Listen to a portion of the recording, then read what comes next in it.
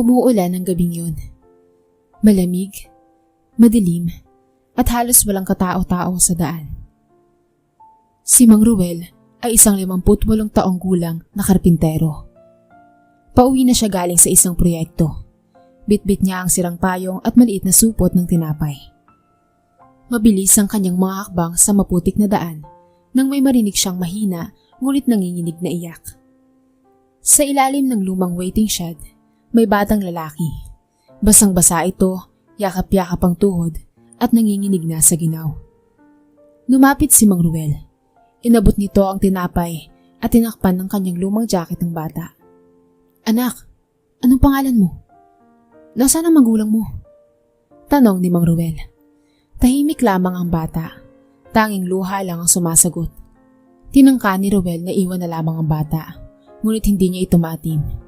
Sa sarili niyang kalooban, may boses na tila nagsasabing, "Iuwi mo." Iyon ang gabing nabago ang buhay ni Mang Ruel at ng batang si Gio. Lumipas ang mga araw at sa simpleng bahay kubo ni Mang Ruel, unti-unting nagkangiti si Gio. Mahiyain man ito, ngunit matalino at masipag naman. Araw-araw siyang sumasama sa karpinterya. Tahimik na nanonood habang nagtatrabaho si Mang Ruel. Isang araw, tinanong siya ng matanda habang pinapahiran niya ng barnis ang kahoy. "Gusto mo bang matutong gumawa ng ganito, anak?" Napangiti si Gio at tumango. Simula nun, naging mag-ama ang turingan nila. Walang formal na usapan, ngunit sa puso ni Mang Ruel, para na niyang tunay na anak si Gio. At sa puso naman ni Gio, natagpuan niya ang ama na kailanman ay hindi niya nakilala. Ngunit hindi lahat ay sang-ayon. Sa baryo, si Aling Presi ay tila laging may masamang hinala. "Ano bang meron sa batang yan na tinatanggap mo na parang anak? Wala ka namang dugong ganyan, Ruel." Usisa nito. Ngunit hindi na lang siya pinapansin ni Ruel. Dahil alam ni Ruel na hindi niya kailangang ipaliwanag ang kabutihang loob. Minsang nagkasakit si Gio. Halos hindi makatulog si Mang Ruel sa pag-aalaga. Nang gumaling ang bata, mahigpit na niyakap nito si Ruel. "Salamat po, Tay," bulong ni Gio. Tumigil ang mundo ni Mang Ruel dahil sa salitang yun. Parang may tumimo sa puso niyang pagod at naninikip. Wala siyang sariling anak. Iniwan siya ng asawa sa gitna ng kahirapan. Ngunit heto, isang batang hindi niya kadugo ang tumatawag sa kanyang itay na may buong pagmamahal. Mula noon, kahit wala sa papel, si Gio ay anak na niya. Ipinasyal niya ito sa palengke. Ipinagmalaki sa mga kaibigan at binigyan ng maliit na toolset upang matuto sa pagkakarpintero. Kahit salat sa pera, puno naman ng pagmamahal ang kanilang tahanan. Sa bawat pako na ipinupukpok nila at sa bawat kahoy na pinapakinis, ay unti-unting nabuo ang isang matibay na ugnayan. Hindi batay sa dugo, kundi sa pag-aaruga, sakripisyo at tunay na pagmamahal. Hindi man niya anak sa dugo, ngunit itinuring niya itong higit pa sa isang tunay na anak. Maagang gumigising si Gio tuwing umaga. Hindi siya katulad ng ibang batang ang iniintindi lang ay eskwela. Pagkagising niya, siya ang tagapagtimpla ng kape ni Mang Ruel, tagalinis ng mga gamit sa karpinterya at tagapunas ng alikabok sa mga lamesang ginagawa nila. Sa murang edad, natuto siyang pahalagahan ng bawat patak ng pawis. "Alam mo anak, ang kahoy," paliwanag ni Mang Ruel habang pinapakinis ang isang upuan. "Parang buhay din. Kung paano mo siya alagaan, ganun din siya tatagal."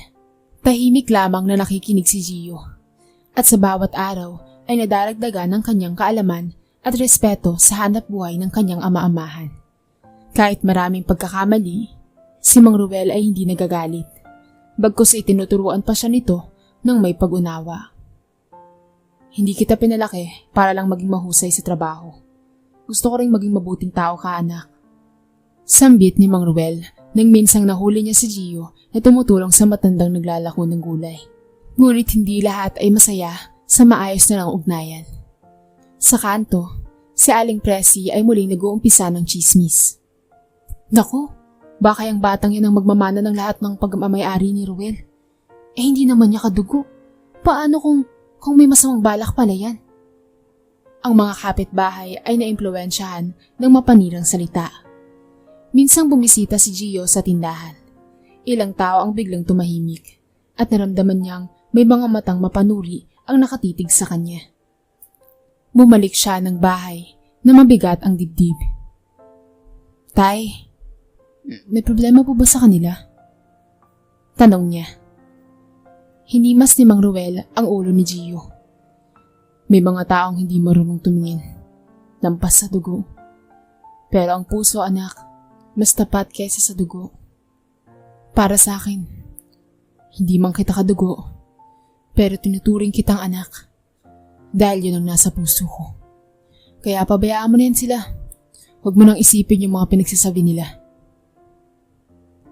Sa kabila ng mapanuring mga mata, pinilit ni Gio na tumahimik. Mas pinagsikapan niyang tumulong sa karpinterya. Maraming kliyente ang humanga sa husay niyang mag-ukit. Maraming nagsasabi na manang-mana raw ito kay Ruel. Si Mang Ruel naman ay napapangiti sa tuwing naririnig ito. Hindi ko man yan kadugo, pero sa puso't gawa, anak ko siya. Lumipas pa ang panahon. Nagkakilala sina Gio at Mara, anak ng may-ari ng isang hardware. Nagkakilala sila sa simbahan. Mabait si Mara at nakitaan niya ng kabutihan si Gio. Ngunit ang ina nito, si Aling Tisay, ay may sariling opinyon. Hindi ko ipagkakatiwala ang anak ko sa batang pinulot lang sa kalsada. Sa unang pagkakataon, nasaktan si Gio sa labis na pangmamaliit.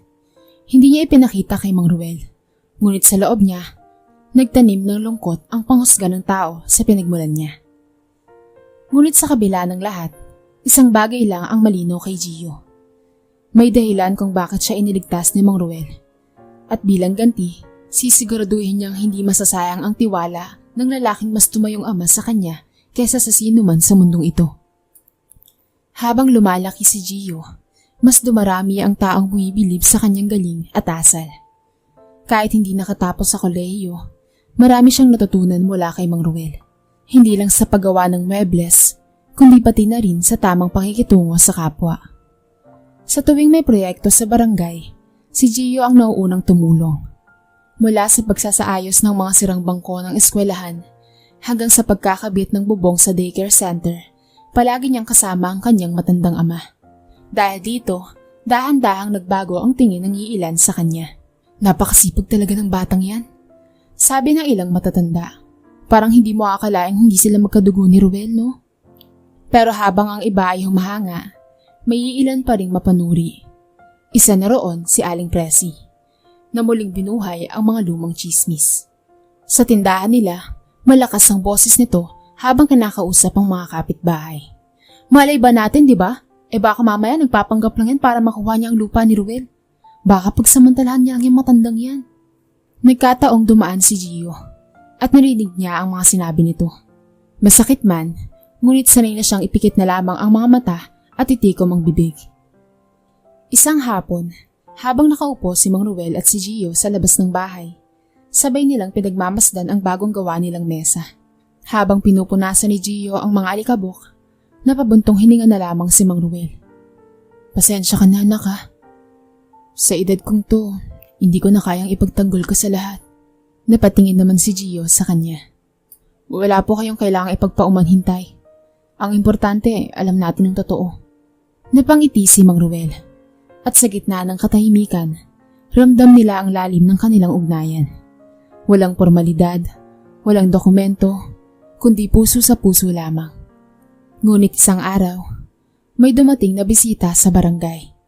Isang magarang sasakyan, may suot na mamahaling damit at may kumpiyansa sa sarili. Bumaba ang isang lalaki na may hawak na maleta. Sabay sabing, I'm looking for my dad. His name was Ruel. Ako si Luther, ang anak niya. Nabigla ang lahat. Napahinto si Gio sa ginagawa. Wala siyang naalala sa pangalang yun. Ngunit ang mukha ni Mang Ruel ay tila hindi maipinta. Ha? Ano raw? Anak niya yun? Tanong ng kapitbahay nila. Si Gio ay napuno ng tanong. Kung may anak pala si Mang Ruel, bakit siya ang pinalaki nito? Bakit hindi kailanman nabanggit ang tungkol sa anak niyang ito. Kinagabihan, habang magkasama silang maghapunan, tahimik lamang si Mang Ruel. Si Gio naman ay hindi mapakali. Tay, totoo po ba? Anak niyo po ba siya? Daan-daang tumango si Mang Ruel. Oo. Anak ko siya sa unang asawa ko. Matagal na siyang tumira sa Maynila at simula nang magpakasal ako ulit, hindi na siya bumalik. Napayuko si Gio. May bigat sa dibdib niya, ngunit hindi niya maipaliwanag kung selos ba yun, takot o pangamba. Ang kapayapaang binuo nila sa loob ng maraming taon ay tila may banta ng gumuho. Ilang araw na ang lumipas magmula nang dumating si Luther, ang tunay na anak ni Mang Ruel. Sa unang tingin pa lang, halatang malayo ang ugali nito sa kanyang ama. Maangas, mapagmataas, at halatang sanay sa marangyang pamumuhay. Suot nito ang mamahaling relo at sapatos, at kapag nagsasalita, palaging may halong pangungutya. Wow! I can't believe na ganito kaliit ang bahay natin. Sambit ni Luther habang sinusuri ang loob ng bahay. At ito ba yung ginagawa mo ngayon, Dad? Karpintero pa rin? Napatingin si Gio kay Mang Ruel na bagamat tahimik ay halatang nasasaktan sa asal ng anak. Huwag mo nalang maliitin, anak. Dito ako nabubuhay eh. At dito ko rin pinalaki si Gio. Sagot ng matanda. Napakanot noo si Luther. Gio? Yung ampon mo? Narinig ko na yan. Balita ko halos lahat ng ari-arian mo. Siya ang makinabang ah. Napayoko si Gio. Habang si Mang Ruel ay mariing napatingin sa anak. Walang nakikinabang dito. Pinaghirapan niya ang bawat pako, bawat piraso ng kahoy. Kung ano man ang naipundar namin, magkasama namin ginawa yun. Simula nun, naging mailap si Luther kay Gio. Sa tuwing nagkakasalubong sila sa karpinterya, hindi nito maiwasang magbitaw ng patutsada. Alam mo, bata, dapat marunong kang lumugar. Hindi lahat ng bahay na tinirhan mo, sa'yo na. Bulong niya isang araw. Hindi ko may boss si Gio. Ngunit sa bawat araw, unti-unting nararamdaman niyang parang wala na siyang lugar sa tahanang dati kanya. Dumagdag pa ang paninira ni Luther sa barangay. Narinig niyo ba? Yung si Gio, nagpapanggap lang na anak ni Mang Ruel. Baka may balak makuha lahat ng ari-arian niya. Alam niyo naman, sanay yan sa lansangan eh. Muling umingay ang baryo. Ang dating baryo na nananahimik na ay muling napuno ng chismis at pagdududa. Kahit si Aling Tisay, ina ni Mara, ay muling bumisita kay Mang Ruel. Ruel, baka naman mas dapat mong ipamana sa tunay mong anak ang mga pinaghirapan mo. At yung si Gio, baka tinaniman ka lang ng loob niyan. Hindi nakapagsalita si Mang Ruel, pero nang lumingon siya kay Gio, nakita niya ang batang itinuri niyang anak. Hindi umiimik, ngunit kitang-kita ang lungkot sa mga mata. Isang gabi, muling umulan, gaya ng unang gabi ng kanilang pagkikita.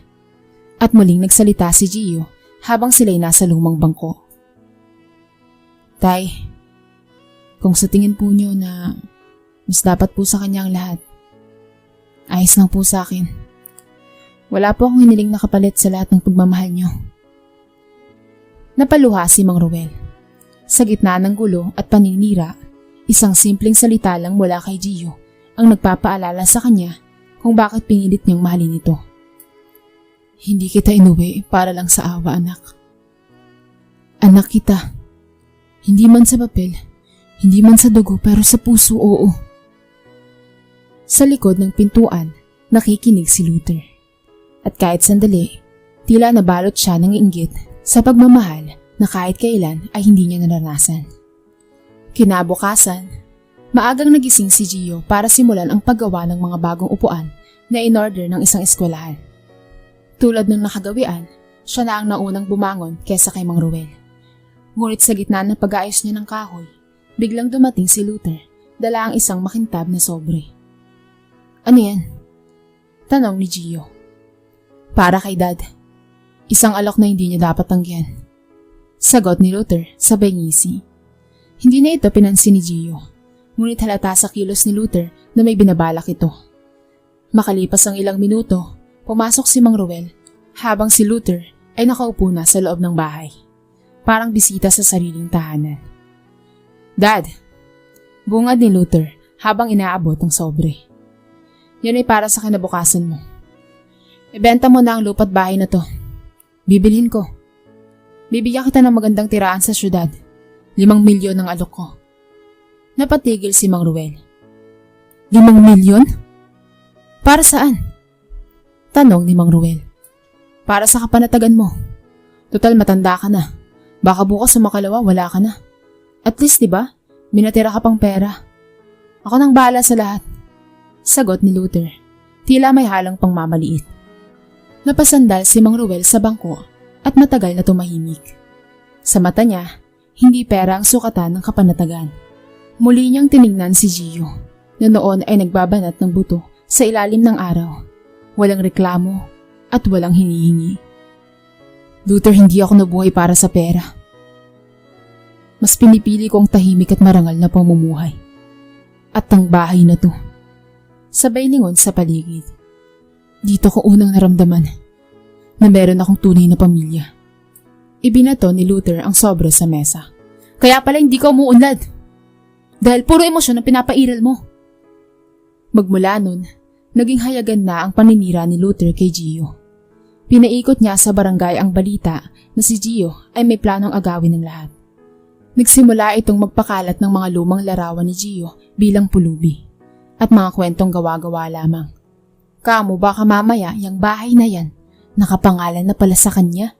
Ginamit lang si Ruel. Wika ni Aling Presi. Nagkalat ang chismis. May ilan pang ang nagsimulang iwasan si Gio.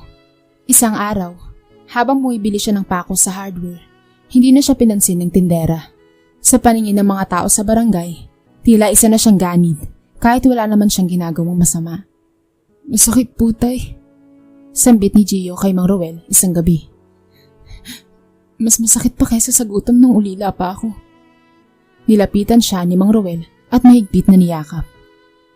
Huwag mong hayaan sirain ng chismis ang puso mong mabuti, anak. Ang katotohanan, anak. Hindi pa laging nakikita agad yan. Pero darating din ang panahon. Magliliwanag ang lahat. Sa labas ng bahay, si Luther ay lihim na nakangisi. Hawak-hawak niya ang kopya ng titulo ng lupa. At tila may mas masama pa siyang binabalak. Makalipas ang ilang araw ng sunod-sunod na paninira ni Luther, napansin ni Gio ang matinding pagkapagod ni Mang Ruel. Madalas na itong hinihingal at minsan ay napapaupo sa gitna ng trabaho. Ngunit sa kabila ng nangihinang katawan, pilit pa rin itong pinipigilan ang sarili sa pagpapahinga. Isang hapon, habang nag-aayos si Gio sa lumang aparador sa likod ng bahay upang hanapin ang lumang blueprint ng mesa, may nahulog na maliit na sobre sa ilalim ng drawer. Luma na ito at tila itinago ng matagal. May pangalan sa labas. Para kay Ruel kapag lumaki na si Gio. Agad itong binuksan ni Gio. At sa loob ay isang sulat mula sa isang babaeng nagngangalang Elma.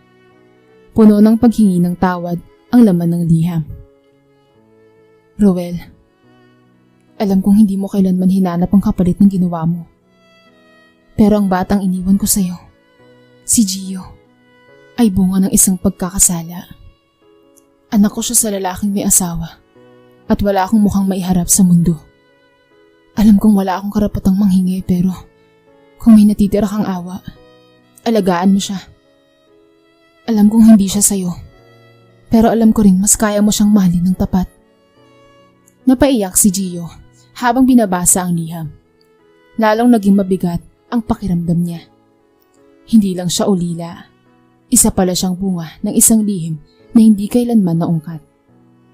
Ngunit higit sa lahat, mas lumalim ang paggalang at pagmamahal niya kay Mang Ruel.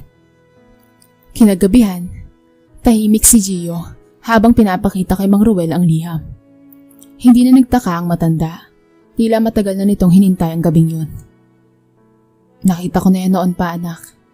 Sabi ni Mang Ruel habang hawak ang sulat. Pero hindi ko kailanman binasa hanggang ngayon. Kasi para sa akin, hindi na mahalaga kung sino ang magulang mo. Ang mahalaga, ikaw ang pinili kong alagaan. Bakit niyo po ako pinili, tay? Tanong ni Gio habang lumuluha. Dahil nakita kita nung panahong iniwan na ako ng lahat. At sa mga taon na kasama kita, ikaw lang ang taong hindi ako sinukuan. Anak kita, Gio. Hindi man sa dugo pero sa puso, oo. Anak kita. Kinabukasan, dinala ni Mang Ruel si Gio kay Kapitan Ambo upang formal na ipayag ang kanyang kagustuhan. Isang testamento na nagsasaad na ipinamamana niya ang lahat ng ari-arian kay Gio. Nais kong malinaw to, sabi ni Mang Ruel sa harap ng ilang saksi. Wala akong pinagkakait kay Luther, pero ang lahat ng pinaghirapan ko ay nabuo kasama ng taong itinuring kong anak sa puso. At walang iba kundi si Gio. Nagpantig ang tenga ni Luther nang mabalitaan niya ito. Galit na galit siyang bumalik sa bahay at pinagbalingan si Gio. Ginayuma mo ba si Dad? Anong karapatan mo ang kininang lahat, ha? Wala akong inaangkin, Luther. Pinili lang niya akong mahalin. May inaong sagot ni Gio. Ngunit sa mata ni Luther, ito ay pangaagaw. At habang si Mang Ruel ay lalong humihina, si Luther ay lalong nagpupuyos sa galit.